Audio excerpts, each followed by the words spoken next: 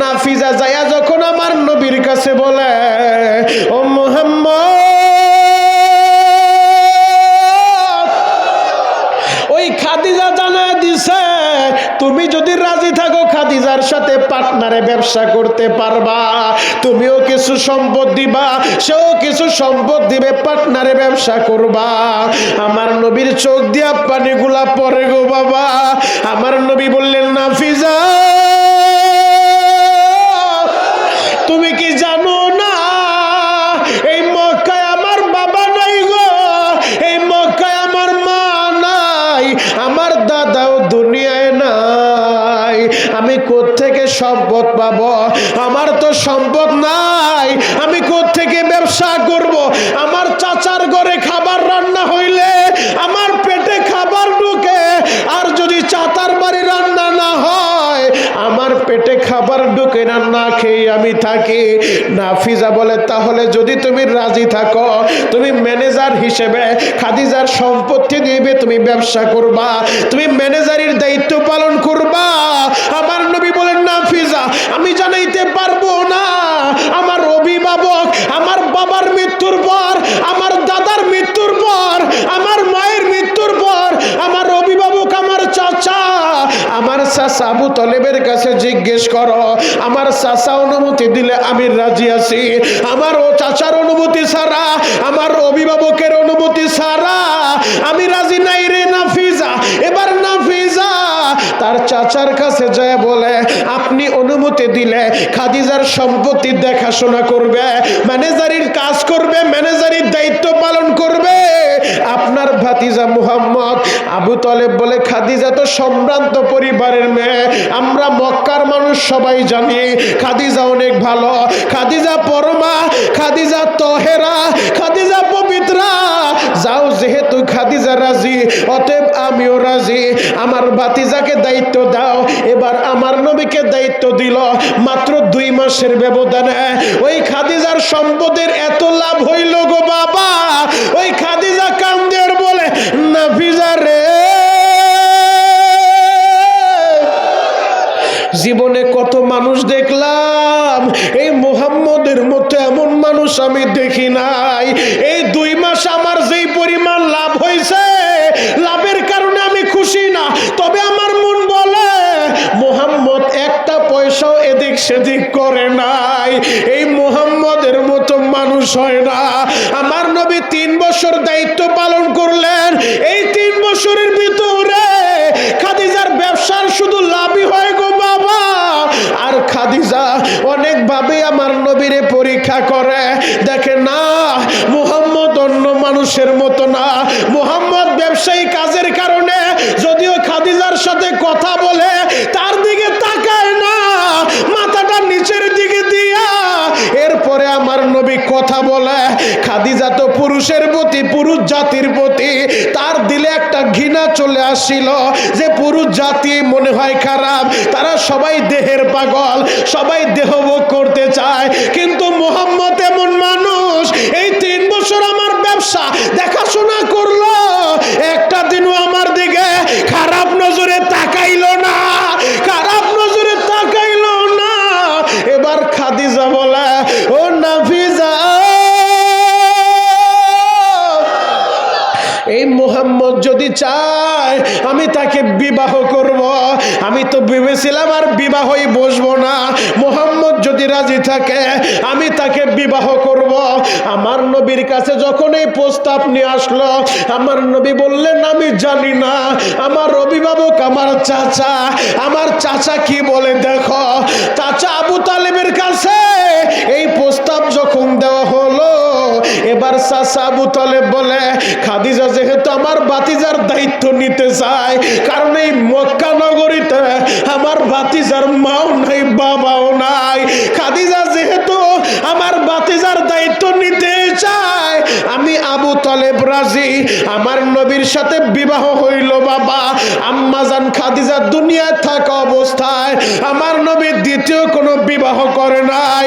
যুবক ভাইরা রে, এই খাদিজা যতবারই আমার নবীর দিকে তাকায় ততই সে মুগ্ধ হয়ে যায়। আল্লাহর নবীকে দীর্ঘদিন পরে 6 মাসের ব্যবধানে চাচারেও হারাইলাম, খাদিজারেও হারাইলাম। আমার নবীর দিলটা কত বিক্ষত। মেরাজে আল্লাহ নিয়েছেন এর একটা কারণ আম্মাজান খাদিজার ইন্তেকাল। ওই মহিলাটা কত দামি গো, তার ইন্তেকালের কারণে আল্লাহ তার বন্ধুরে মেরাজে নিয়ে যায়, আল্লাহ তার বন্ধুরে সান্ত্বনা দিতে চায়। তাহলে ওই মহিলাটা কত দামি গো বাবা। আল্লাহর নবী কবরের পাশে দাঁড়ায় আছে। আবু বকর বললেন, নবী গো আপনি চিন্তিত হয়েন না, আমরা তো আছি নবী, আপনি চলেন, আপনি বাড়িতে চলেন। আল্লাহর নবী বললেন, আবু বকর আপনারা যান, আমার কিছু কাজ আছে, আমি পরে আসব। আল্লাহর নবী দাঁড়ায় আছে। আবার ওমর যা বলেন, নবী গো আমরা তো আছি, আমরা আপনার জীবন দিয়া ভালোবাসবো, নবী আপনি চলেন, বাসায় আসেন। আমার নবী বললেন, ওমর রে তোমরা সবাই চলে যাও, আমার কাজ আছে।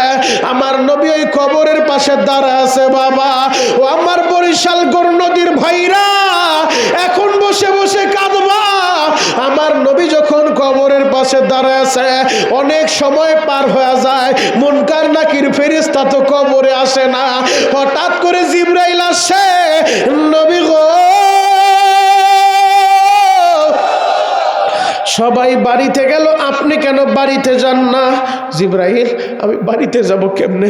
আমি তো আমার খাদিজার সাথে ওয়াদা দিয়েছিলাম, আমার খাদিজার কবরের প্রশ্নের জবাব আমি দিয়া দিব।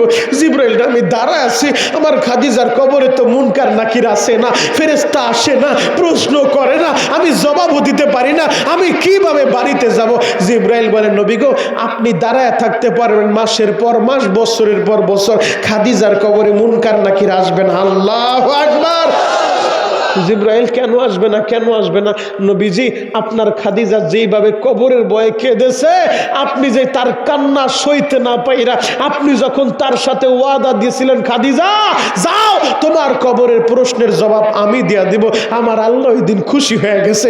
আমার আল্লাহ বলছে, জিবরাইল রে তোরা সাক্ষী থাক, সাক্ষী থাক, আমার খাদিজার প্রশ্নের জবাব আমার বন্ধুর দেওয়া লাগবে না, আমার খাদিজার চোখের পানি আমি মালিক দেখা খুশি হয়ে গেছি, আমি আল্লাহ নিজে আমার খাদিজার কবরের প্রশ্নের জবাব দিয়া দিব। আরো জোরে বলেন আল্লাহু আকবার। যুবক ভাইরা রে,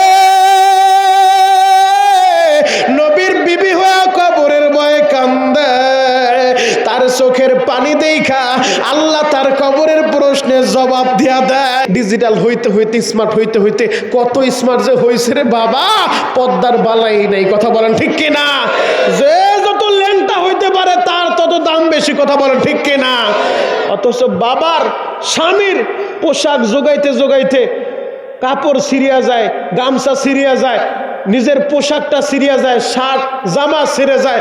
আর বর্তমান যুগের ডিজিটাল মেয়েরা নিজের শরীর দেখাইতে দেখাইতে সব কিছু ওপেন করে দেয় জাতির সামনে। কথা বলেন ঠিক কিনা? আপনাদের কাছে অনুরোধ করব, আমার বোনদেরকে আমি বলবো, আমার মাদেরকে আমি বলবো, মা গো তোমরা অনেক দামি, অনেক দামি, তোমাদের গর্ভ থেকেই নবীরা দুনিয়া আসছে। ও মা তোমাদের গর্ভ থেকেই ওলিরা দুনিয়া আসছে, তোমাদের গর্ভ থেকেই আব্দুল কাদের জিলানী দুনিয়া আসছে। ও মা তোমাদের গর্ভ থেকেই খাজা মাইনুদ্দিন চিশতি এই দুনিয়া আসছে। ও মা তোমাদের গর্ভ থেকে নিসারউদ্দিন আল্লাহর ওলি এই দুনিয়া আসছে, তোমাদের গর্ভ থেকেই কারামত আলী জুনপুরি এই দুনিয়া আসছে। ও মা তোমাদের গর্ভ থেকে ফজলুল করিম ইসহাক রহমাতুল্লাহ আলাইহি এই দুনিয়া আসছে। ও মা তোমাদের গর্ভ থেকে মসজিদের ইমামগুলা জন্ম নিছে, তোমাদের গর্ভ থেকে আমি মনিরুল ইসলাম শরীয়তপুরি দুনিয়া আসছে। কথা বলেন ঠিক কিনা? মা যদি এখনো তোমরা পর্দা নিশি হইতে পারো, এখনো যদি আবেদা সলেহা হইতে পারো, এখনো যদি তোমরা মা দিনের লাইনে চলতে পারো, এখনো সম্ভব তোমাদের গর্ভ থেকে আব্দুল কাদের জিলানীর মতো ওলি আসবে। কথা বলেন ঠিক কিনা? তবে মাটা মায়ের মতো হওয়া চাই। মা যদি মায়ের মতো হয়, এখনো তার গর্ভের সন্তান আল্লাহর ওলি হবে। কথা বলেন ঠিক কিনা? আল্লাহ সবাইকে বুঝার তৌফিক দান করুক। চিৎকার মেরে বলেন আমিন। আরো জোরে বলেন আমিন। তো আম্মাজান খাদিজা এই মহিলা একজন মহিলা হয়ে আমার নবীকে কত ভালোবাসছে। আম্মাজান খাদিজার বাবা কিন্তু মক্কার ভিতরে শিল্পপতি ছিল, তার বাবার নাম ছিল খাইলাদ। এই খাইলাদের সমস্ত সম্পত্তিগুলা তার মেয়ে খাদিজার নামে দেয়া গেছে। আম্মাজান খাদিজা মক্কার ভিতরে পরমা পবিত্র একজন নারী ছিলেন, সম্ভ্রান্ত একজন নারী ছিলেন। মক্কার সব মানুষগুলা জানতো যে খাদিজার মতো এমন পরমা সুন্দরী, এমন মুআদ্দাব, এমন ভদ্র অন্য কোনো মেয়ে হতে পারে না। এই আম্মাজান খাদিজার যেহেতু অনেক সম্পত্তি ছিল, তিনি মক্কার ভিতরে কোনো বিশ্বস্ত লোক পায় না কার কাছে তার সম্পদ দিবে ব্যবসা করার জন্য। যার কাছেই দেয় সে নয় শয় শুধু করে। আম্মাজান খাদিজা তার বান্ধবী নাফিজাকে একদিন বলল, নাফিজা তুমি একটু খোঁজ লাগাও তো মক্কার ভিতরে এমন কোনো ভদ্র ছেলে পাওয়া যায় কিনা যাকে আমি আমার ব্যবসার সম্পদগুলা দিব, সে ব্যবসা করবে, আমানতদার, আমার একজন কর্মচারী অথবা একজন ম্যানেজার আমি রাখবো, এমন একজন আমানতদার দেখো তো লোক পাও কিনা। নাফিজা জানায় দেয় এই মক্কার ভিতরে এমন লোক তুমি পাইবে না। কিছুদিন পরে নাফিজা বলে, খাদিজা আমি শুনেছি, যতটুকু জেনেছি আব্দুল্লাহর বেটা মুহাম্মদ নামে একটা যুবক আছে, যে যুবকের চরিত্রটা এত ভালো যে জীবনে কখনো মিথ্যা কথা বলে না, যে যুবকটা কখনো কাউকে বকা দেয় না, যে যুবকের কাছে মানুষগুলা তাদের মাল সম্পদ আমানত রাখে, কখনো সে খেয়ানত করে না। ও খাদিজা যদি তুমি চাও তাহলে আমি মুহাম্মদের কাছে গিয়ে বলতে পারি মুহাম্মদ তোমার এই ব্যবসার পার্টনার হবে কিনা। আম্মাজান খাদিজা বলে আমিও মুহাম্মদ সম্পর্কে জানি, আমিও মুহাম্মদ সম্পর্কে শুনেছি।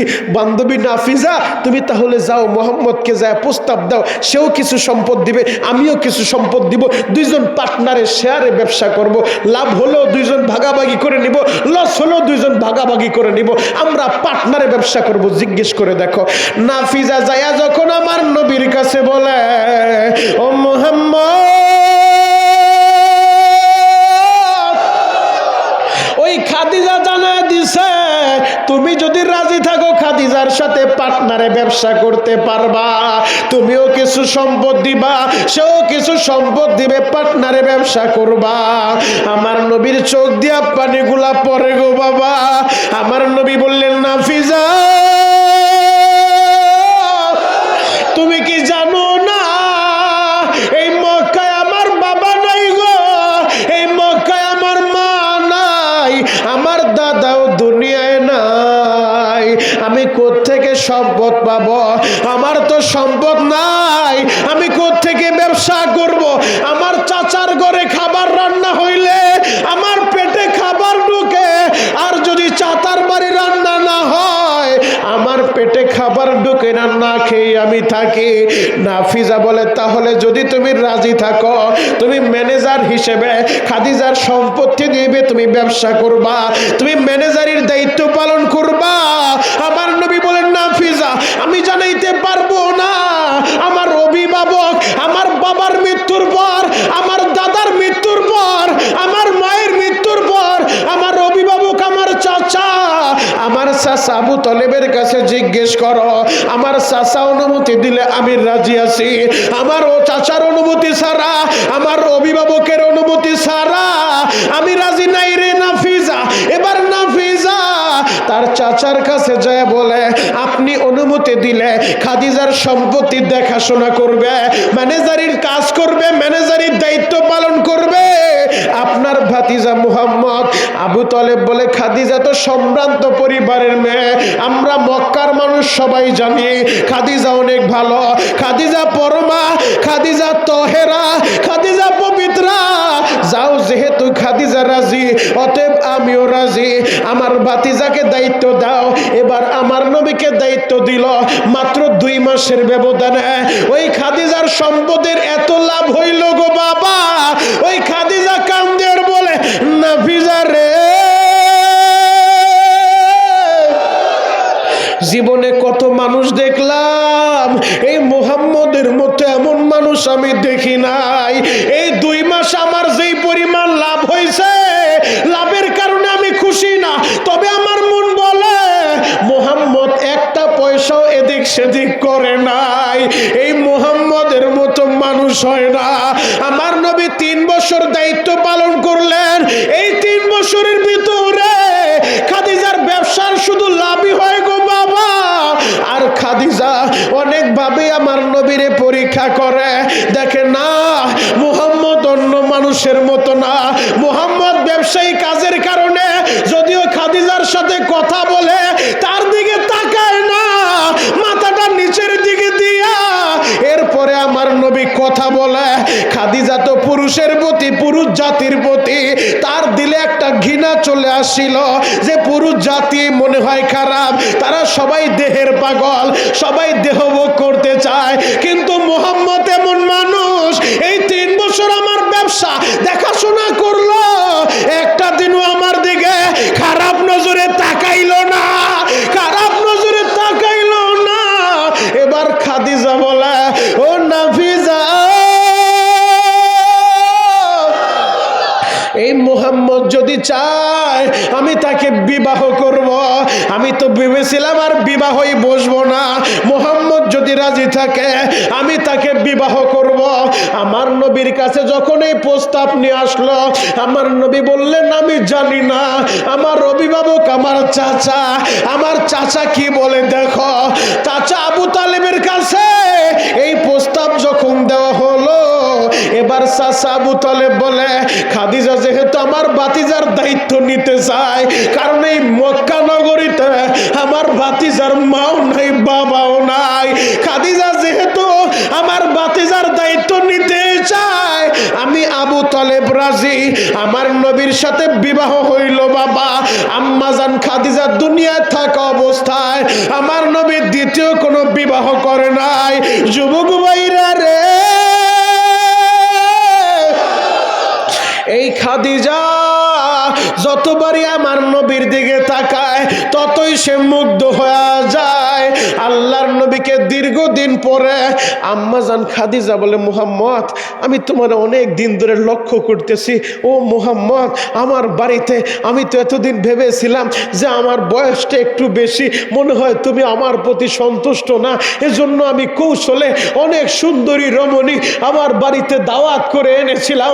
বিভিন্ন সময় পরীক্ষা করার জন্য আমি তোমাকে বহুত পরীক্ষা করছি।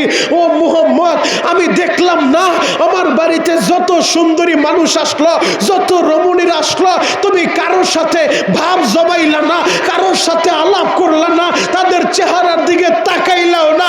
তার মানে আমি বুঝে নিলাম তোমার প্রতি, নারীদের প্রতিও তোমার কোনো লোভ নাই, সম্পত্তির প্রতি না, না বহুত পরীক্ষা করে দেখলাম অর্থ সম্পত্তির প্রতিও তোমার কোনো লোভ নাই। ও মুহাম্মদ, তুমি সত্যি করে বলো তো দেখি, তাহলে তুমি কি চিন্তা করো? সব সময় দেখি তুমি বিভোর চিন্তায় থাকো, তুমি কি এমন চিন্তা করো? তোমার ভিতরে কি কষ্ট, কি দুঃখ, আমাকে একটু বলো তো মুহাম্মদ।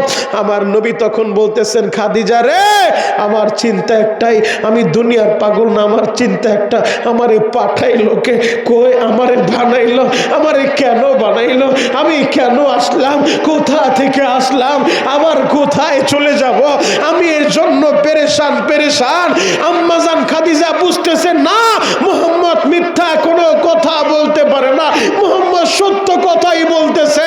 আম্মাজান খাদিজা বলে, মুহাম্মদ তুমি যদি সেই মালিকের সন্ধান চাও, কে তোমারে বানাইলো, কোত্থেকে তুমি আসলা, কেন তুমি আসলা, আবার কোথায় তুমি চলে যাইবা, তুমি যদি সেই মালিকের সন্ধান চাও, যাও, আমি তাহলে তোমার অনুমতি দিয়া দিলাম। এই সংসারের দেখাশোনা, আমার বাচ্চা কাচ্চার দেখাশোনা আমি খাদিজা করব, তোমার কোনো চিন্তা নাই, তুমি ওই মালিকের সন্ধানে নেমে যাও। আল্লাহু আকবার। আমার নবী চলে গেলেন গার হেরায়। বর্তমান জামানায় হাজিরা যায়, গত বছর রমজানেও আমি গিয়েছি, আল্লাহ চাইলে এই বছর রমজানেও যাব। আমরা যখন এই গার হেরা যাই, এই ডিজিটাল যুগে সিঁড়ি করে দিছে, উঠতে আমাদের সহজ, তারপরে উঠা যায় না, এত কষ্ট হয়। আর আমার নবী ওই গার হেরায় জাবালে রহমতের উপরে উঠা ওই গার হেরায় ধ্যানমগ্ন থাকতেন, মালিকের সন্ধানে মালিকরে খুঁজতেন। আমার মাওলাই কই, আমার মাওলাই কই। আম্মাজান খাদিজা এমন মহিলা, একজন মহিলা হওয়ার পরও আমার নবীর জন্য মাঝে মধ্যে খাবার নিয়া, পানি নিয়া, খেজুর নিয়া একজন মহিলা ওই জাবালে রহমত, ওই পাহাড়ের উপরে উঠা যাইতো। আমার নবীর ওই গারে হেরার ভিতরে যায় আম্মাজান খাদিজার দিকে তাকায়, নবী বলে, ও খাদিজা, তোমার চেহারাটা শুকায় গেছে, তুমি কি খাবার খাও না? খাদিজা বলে,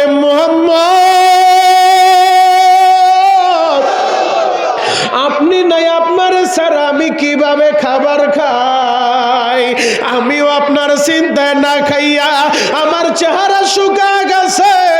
আমার নবী তখন নিজের হাতে খেজুর নিয়া খাদিজার মুখে উঠায় দেয়, আবার খাদিজা একটা খেজুর আমার নবীর মুখে উঠায় দেয়।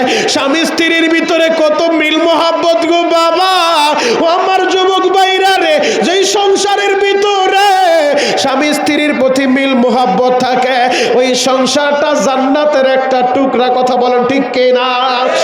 আর যদি স্বামী স্ত্রীর প্রতি মিল মোহাব্বত ভালোবাসা না থাকে, প্রতিদিন বিশ্বযুদ্ধ লাগে।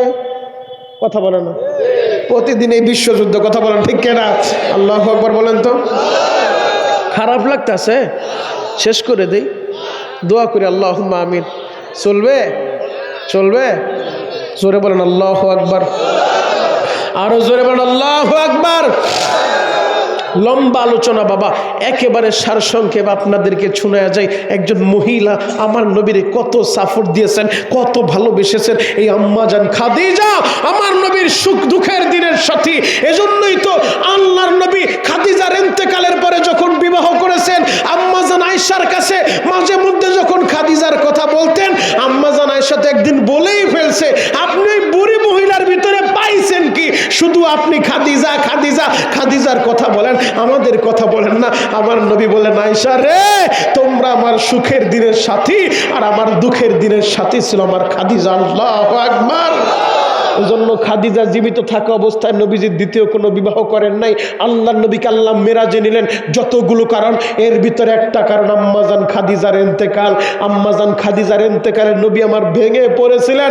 বন্ধুরে সান্ত্বনা দেওয়ার জন্য এই রজবের চাঁদ আল্লাহ মেরাজে নিছেন। আল্লাহু আকবার। হে যুবক ভাইরা, হাজী সাহেব, বাবাজিরা, ডানে বামে নজর নাই, এক নজরে তাকায় থাকেন গো বাবা। এই আম্মাজান খাদিজা ইন্তেকালের আগে একদিন ঘরের ভিতরে গড়াগড়ি খাইয়া কান্নাকাটি করে। কবরের ভয়ে নবীর বিবি খাদিজা কবরের ভয়ে কাঁদতেছে। ফাতেমা দৌড়ে গেছে, বাবা গো তুমি একটু তাড়াতাড়ি বাসায় আসো। বলে কি হয়েছে? ও বাবা, আমার মায়ের কি যেন হয়েছে, আমার মা গড়াগড়ি খায় কান্নাকাটি করতেছে, কোনোভাবেই কান্না থামানো যায় না। এখন তুমিও কাঁদবা যুবক, তুমিও কাঁদবা। নবীর বিবি সে যদি কবরের ভয়ে কাঁদে, আর তোমার কি ওই কবরের কথা স্মরণ হয় না? ও দাড়ি বাঁকা বাবা, ও কলিজার টুকরা যুবক, তুমি চিরজীবন বেঁচে থাকবা না? না না, আজকে যে আমি বয়ান করতেছি, তুমি বয়ান শুনতেছো, এমনও হতে পারে আজকের মাহফিল আমাদের জীবনের শেষ মাহফিল। কথা বলেন ঠিক কিনা? হতে পারে কি পারে না? অতএব এখন বসে বসে কাঁদবেন, আমি জানি না কার মা নাই বাবা নাই, কবরের ভয়ে কাঁদবেন। যেই বান্দাবান্দি কবরের ভয়ে কাঁদবে, জাহান্নামের আযাবের ভয়ে কাঁদবে, চোখের গরম পানিটা ছেড়ে দিলে গুনাহ করতে সময় লাগতে পারে, আল্লাহর ক্ষমা করতে সময় লাগবে না। এজন্যই আল্লাহ বলে, ফালিয়াদহাকু কলিলা ওয়ালিয়াবকু কাসীরা। আল্লাহু আকবার। ফাতেমা দৌড়ে আসে, বলে বাবা গো, তাড়াতাড়ি বাসায় আসো। আমার নবী বললেন, কি হয়েছে রে মা? বাবা, আমার মায়ের কি যেন হয়েছে, আমার মা কোনোভাবেই কান্না থামায় না, বহু চেষ্টা করছি মায়ের কান্না বন্ধ করতে পারি না। আল্লাহর নবী দৌড়া বাসায় আসে, আয়েশা দেখে খাদিজা মাটির ভিতরে শুয়া কান্দে। আমার নবী বললেন, খাদিজা আপনার কি হয়েছে গো খাদিজা, আপনি কেন এইভাবে কান্নাকাটি করেন? আম্মাজান খাদিজা বলেন, নবী গো, ওই কবরের ভয়ে আমি কান্দি, আমার বড় ভয় লাগে গো নবী, আমার বড় ডর লাগে গো নবী, ওই কবরে আমি কেমনে থাকবো নবী গো, ওই কবরের ভয়ে আমি কান্দি। আল্লাহর নবী বললেন, খাদিজা আপনি কান্না বন্ধ করেন। আম্মাজান খাদিজা বলেন, নবী গো, আমি কান্না বন্ধ করতে পারি, আমার তিনটা শর্ত আছে। বলে কি শর্ত? এক নাম্বার শর্ত, আমার যখন মরণ হয়ে যাবে, আমার মরার পরে ও দয়ার নবী, মার নবী, আপনার ব্যবহৃত একটা জুব্বা দিয়া আমার কাফনের কাপড় বানায় দিবেন। আমার নবী বললেন, আমার ব্যবহৃত জুব্বা দিয়া কাফনের কাপড় বানাইলে কি হবে? খাদিজা বলেন, নবী গো, আপনার জুব্বা যদি আমার শরীরে থাকে, ওই কবরের মাটি আমার সাথে বেয়াদবি করবে না, কারণ কবরের মাটির এত ক্ষমতা নাই নবীর জুব্বার সাথে বেয়াদবি করবে। ইয়া রাসূলুল্লাহ, ইয়া হাবিবাল্লাহ, নবীজি, এজন্য আমার ইন্তেকালের পরে আপনার জুব্বা দিয়া আমার কাফনের কাপড় বানায় দিবেন। নবীজি বললেন, ঠিক আছে, আমার জুব্বা দিয়া আপনার কাফনের কাপড় বানাবো। 2 নম্বর শর্ত, নবী, আমার ইন্তেকালের পরে আমার জানাজার ইমামতি আপনি করবেন, আপনি আমারে কবরে রাখবেন। ঠিক আছে, তোমার জানাজার ইমামতি আমি করব। 3 নম্বর শর্ত গো নবী, আমারে কবরে রাইখা সবাই তো বাড়িতে চলে আসবে, আপনি কিন্তু আসবেন না। আমি কি করব নবীজি? আপনি না বলছেন কবরে রাখার পরে 3টা প্রশ্ন করবে, মান রব্বুকা, মান দীনুকা, মান নাবিয়ুকা, বলো তোমার রবকে, তুমি কোন ধর্মের অনুসারী, তোমার নবীকে বলো। বলো নবী গো, আমার বড় ভয় লাগে, ওই মুনকার নাকিরের প্রশ্নের জবাব আমি দিতে পারবো না, আমার পক্ষ থেকে আপনি নবী আমার কবরের প্রশ্নের জবাব দিয়া দিবেন। আল্লাহু আকবার। আমার নবী বললেন, খাদিজা যাও, ঠিক আছে, তোমার সাথে ওয়াদা দিলাম, তোমার ইন্তেকালের পরে তোমার কবরের 3 প্রশ্নের জবাব আমি দিয়ে দিব। এই কথা বলার পরে খাদিজারে শান্ত করলেন। যুবক ভাই, একটাবার চিন্তা করে দেখো, কবরের ভয়ে নবীর বিবি কেমনে কান্দে। যুবক ভাইরা রে, আম্মা জান খাদিজার ইন্তেকালের পর আল্লাহর নবী তার শর্ত অনুযায়ী নবীর জুব্বা দিয়া কাফনের কাপড় বানাইলেন। আমার নবী নিজে জানাজার ইমামতি কইরা খাদিজারে কবরে রাখলেন। খাদিজারে কবরে রাইখা নবী আমার কবরের পাশে দাঁড়া আছে। এই খাদিজার কবরটা আমি গুনাহগার বহুতবার জিয়ারত করছি। ওই কবরের পাশে গেলে সহ্য করা যায় না। একজন মহিলা আমার নবীর এত ভালোবাসলো, ওই মহিলাই কবরে ঘুমায় রইছে গো বাবা, আমাদের আম্মা জান। ও যুবক ভাইরা রে, ওই আম্মা জানের ইন্তেকালের পরে আমার নবী কবর দিয়া কবরস্থানে দাঁড়ায় আছে।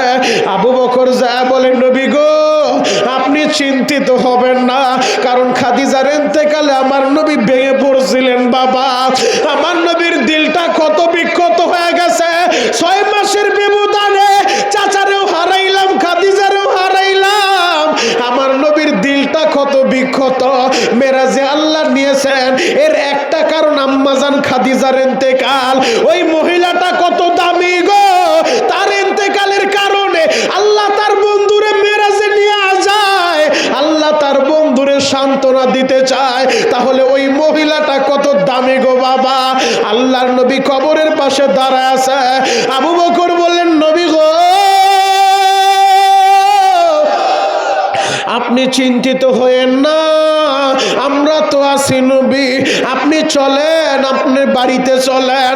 আল্লাহর নবী বললেন, আবু বকর আপনারা যান, আমার কিছু কাজ আছে, আমি পরে আসব। আল্লাহর নবী দাঁড়ায় আছে।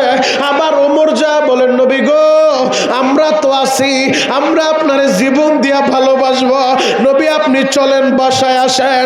আমার নবী বললেন, ওমর রে, তোমরা সবাই চলে যাও, আমার কাজ আছে। আমার নবী ওই কবরের পাশে দাঁড়ায় আছে বাবা। ও আমার বরিশাল গৌর নদীর ভাইরা, এখন বসে বসে কাঁদবা। আমার নবী যখন কবরের পাশে দাঁড়ায় আছে, অনেক সময় পার হয়ে যায়, মুনকার নাকির ফেরেশতা তো কবরে আসে না। হঠাৎ করে জিবরাইল আসে, নবী গো, সবাই বাড়িতে গেল, আপনি কেন বাড়িতে যান না? জিবরাইল, আমি বাড়িতে যাব কেমনে? আমি তো আমার খাদিজার সাথে ওয়াদা দিয়েছিলাম, আমার খাদিজার কবরের প্রশ্নের জবাব আমি দিয়া দিব। জিবরাইল, আমি দাঁড়ায় আছি, আমার খাদিজার কবরে তো মুনকার নাকির আসে না, ফেরেশতা আসে না, প্রশ্ন করে না, আমি জবাবও দিতে পারি না, আমি কিভাবে বাড়িতে যাব? জিবরাইল বলে, নবী গো, আপনি দাঁড়ায় থাকতে পারবেন মাসের পর মাস, বছরের পর বছর, খাদিজার কবরে মুনকার নাকির আসবেন। আল্লাহু আকবার। জিবরাইল কেন আসবে না, কেন আসবে না? নবীজি আপনার খাদিজা যেইভাবে কবরের ভয়ে কেঁদেছে, আপনি যে তার কান্না সইতে না পাইরা আপনি যখন তার সাথে ওয়াদা দিয়েছিলেন, খাদিজা যাও তোমার কবরের প্রশ্নের জবাব আমি দিয়া দিব, আমার আল্লাহ ওই দিন খুশি হয়ে গেছে। আমার আল্লাহ বলছে, জিবরাইল রে তোরা সাক্ষী থাক, সাক্ষী থাক, আমার খাদিজার প্রশ্নের জবাব আমার বন্ধুর দেওয়া লাগবে না। আমার খাদিজার চোখের পানি আমি মালিক দেখে খুশি হয়ে গেছি, আমি আল্লাহ নিজে আমার খাদিজার কবরের প্রশ্নের জবাব দিয়া দিব। আরো জোরে বলেন আল্লাহু আকবার। যুবক ভাইরা রে, নবীর বিবি হয়ে কবরের ভয়ে কান্দে, তার চোখের পানি দেখা আল্লাহ তার কবরের প্রশ্নের জবাব দিয়া দেয়।